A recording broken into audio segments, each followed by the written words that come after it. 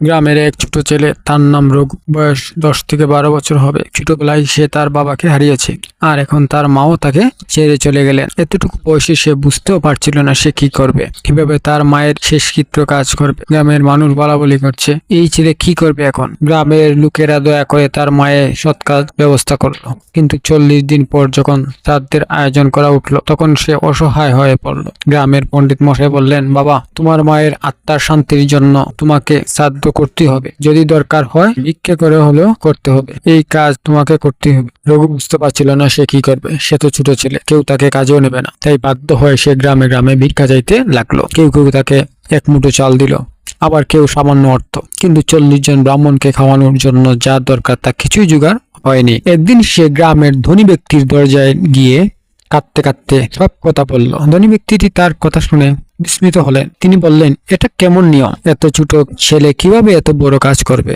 ধর্ম কি এতই নিষ্ঠুর হতে পারে? তারপর তিনি একটু থেমে বললেন, ধর্ম তো আছে, যার যেমন সামর্থ্য সে তেমন ভাবেই করবে। এটা কিভাবে তোমার মতো ছোট ছেলের উপর চাপিয়ে দেওয়া হয়?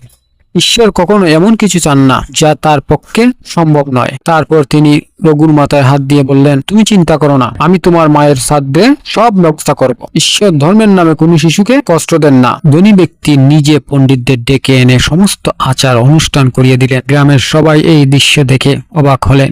কেউ কেউ বলেন, সত্যি ধর্ম কখনো নিষ্ঠুর হতে পারে না। ভালো কাজ করতে হলে শুধু নিয়ম নয়, হৃদয়ের দরকার। রঘু কেঁদে ধনী ব্যক্তির পায়ে লুটিয়ে পড়ল।